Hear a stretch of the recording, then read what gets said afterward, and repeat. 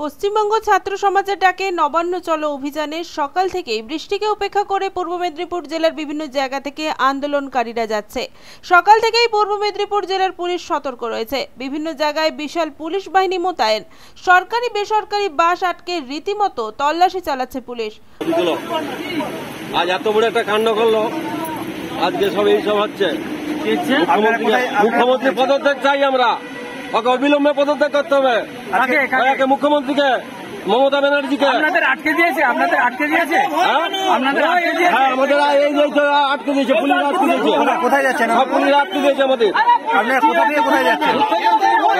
আমরা নন্দকুমার বিধানসভার লোক, হাওড়া জালপাই আমাদের বাড়ি, 11 নম্বর অঞ্চল। আজকে কোথায় যাচ্ছেন? আমরা নবান্ন অভিযানে যাচ্ছি।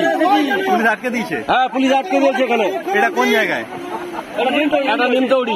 পূর্ব মেদিনীপুর জেলার নিমতৌড়ি হলদিয়া মেচাদা 116 নম্বর জাতীয় সড়কে নবান্ন চলো অভিযানের বাস আটকে দেয় পুলিশ। বেশ কিছু সময় পর তাদের বাস ঘুরিয়ে নিয়ে যেতে বাধ্য করে পুলিশ। আমরা ছাত্র সমাজের ডাকে নবান্ন অভিযানে যেতে চাইছি। আমরা বাস করেছি নন্দকুমার বিধানসভা 11 নম্বর অঞ্চল থেকে। তা ইনারা আমাদেরকে পুলিশের দিয়ে আটকিয়ে দিয়েছে যে যাওয়া হবে না আপনাদের।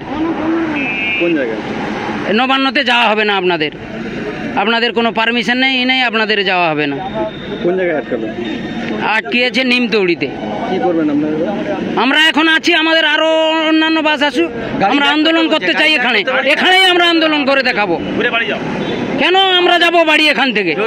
যেখানেই আটকাইছে সেখানেই আমাদের বাস থাকবে। ড্রাইভারকে বলছে গাড়ি ব্যাক করো। পুলিশ বলছে আপনাদের যাওয়া হবে না, আপনারা বাস ঘুরিয়ে নিয়ে যান যেখান থেকে এসছেন। কিসের জন্য আমরা যাব এখানে? আমরা কি আপনাদের কোনো কি ক্ষতি করতে চাইছি নাকি? না, আমরা কোনো অশান্তি করতে চাইছি এখানে। ব্যুরো রিপোর্ট, খবর BCBS।